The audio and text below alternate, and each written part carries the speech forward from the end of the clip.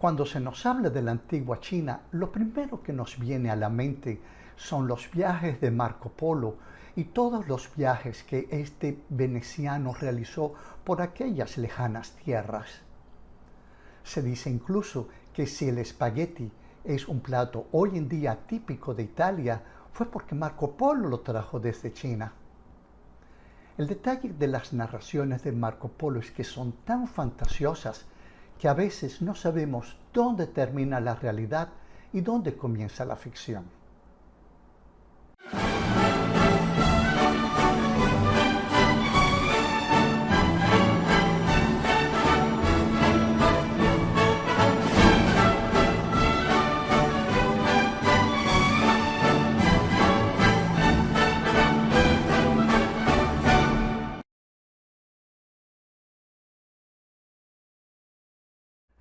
Sin embargo, sí existe un personaje bastante menos conocido que Marco Polo, que sí hizo un trabajo bastante más importante en cuanto a China se refiere para nosotros occidentales, y todos sus trabajos y todos sus pasos fueron debidamente documentados y repertoriados. Y una vez más le estoy hablando de un italiano, Matteo Ricci. Matteo nació en 1552 en la ciudad de Macerata, en el centro-oeste de la bota italiana. Era de una familia relativamente acomodada en la medida en que su padre era farmacéutico y quería que su hijo Matteo fuera abogado. Entró a hacer estudios de leyes, pero a los 19 años los abandona porque la vocación de Matteo era otra, era el sacerdocio. Más precisamente, quería convertirse en evangelizador de los habitantes del lejano Oriente. En contra de la voluntad de sus padres, fue con los jesuitas al Colegio de Roma para comenzar los estudios que le permitirían cumplimentar sus deseos. Estoy hablando de finales del siglo XVI, cuando, a pesar de que para ese momento casi todos los grandes descubrimientos de tierras lejanas ya se habían terminado, no por eso los viajes eran muy peligrosos y tardados. Los portugueses, en su afán de encontrar un camino que sustituyera la ruta de la seda que había sido rota con la toma de Constantinopla por los otomanos, decidieron circunvalar todo el continente africano para llegar al Océano Índico y de allá a la India. Esto era también lo que perseguía Colón al viajar hacia el este, sin considerar que se iba a encontrar con otro nuevo continente en el medio. El objetivo de los portugueses era monopolizar el mercado de las especias abundantes en Asia y tan deseadas en Europa. El camino trazado por los mercaderes portugueses era el que seguían los sacerdotes evangelizadores para llegar a esas lejanas tierras. Ricci había decidido unirse a la congregación de los jesuitas y como futuro sacerdote jesuita no solo estudiaba las materias necesarias para ordenarse como sacerdote, sino que, como casi todos los sacerdotes de esa congregación, también se dedicaba al estudio de las ciencias y de otras ramas del saber humano. Ricci era un hombre con una gran inteligencia. En el Colegio de Roma de los jesuitas se hizo notar de inmediato por sus evidentes facilidades para estudiar la astronomía, la matemática y, como hobby, la relojería y la música. Con todos estos conocimientos se dirigió a Lisboa, desde donde salían todos los barcos con destino al lejano Oriente. En esta ciudad aprendió portugués y después de mucho tiempo logró llegar a la ciudad de Macao, donde había un asentamiento de mercaderes portugueses. En Macao, Matteo se dedicó a estudiar chino y cuando a los pocos meses ya se consideró con suficientes conocimientos de ese idioma, se embarcó hacia Cantón.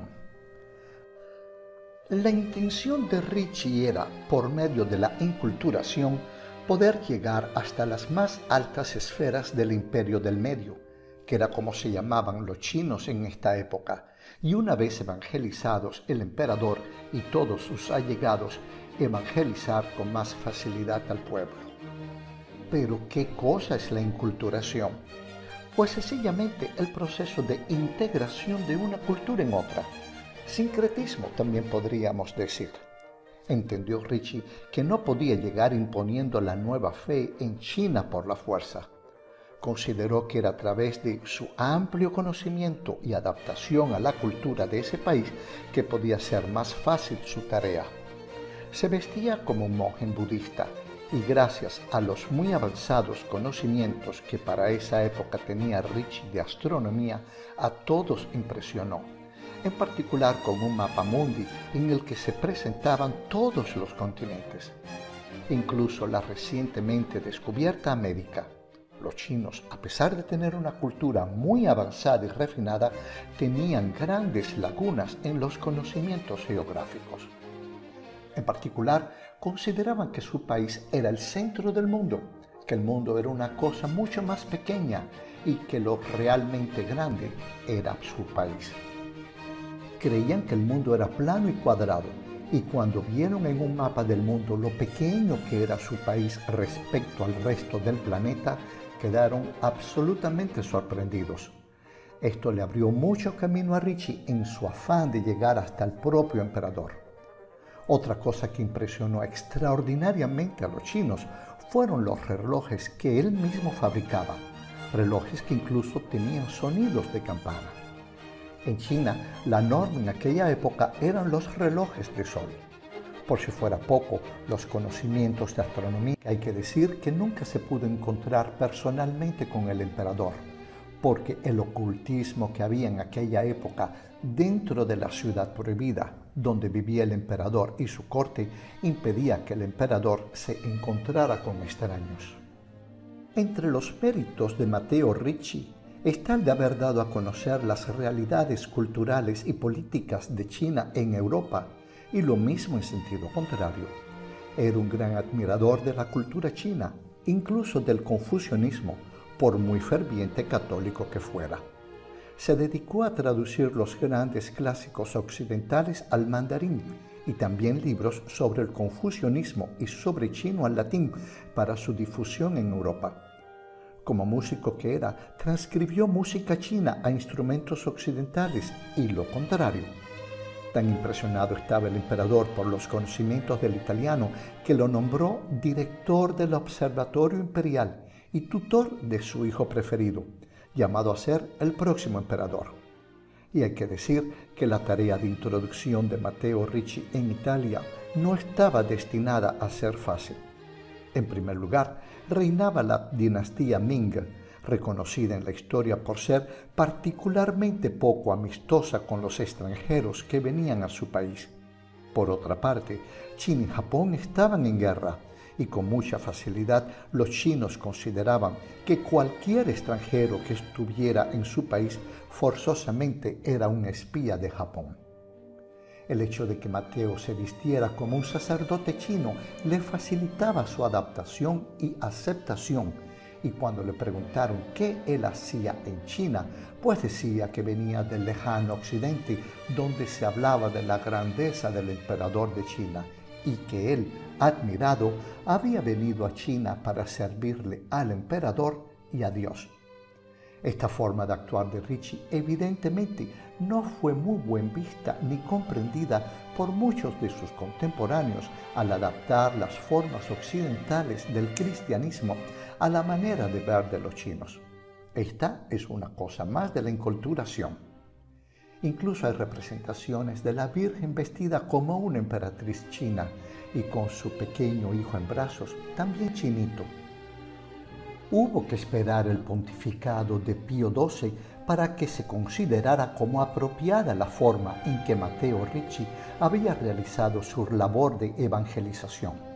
Sin embargo, a la muerte de Ricci en 1610 es necesario decir que no había logrado evangelizar a muchas personas. Sin embargo, casi todas estas personas pertenecían a la élite intelectual. Tan apreciada fue su labor de enseñanza y de hombre de bien, que al momento de su muerte fue autorizada la construcción de su tumba cerca de la puerta oriental de la ciudad prohibida de Pekín, allí donde Matteo Ricci lo había escogido en vida. Así termino mi emisión del día de hoy. Si no se han abonado, todavía lo pueden hacer. Así también se lo pueden decir a sus amigos. Lo mismo, ellos están interesados por todas estas historias que hago de forma regular. Es así como me despido de ustedes, como siempre, con un afectuoso hasta la próxima.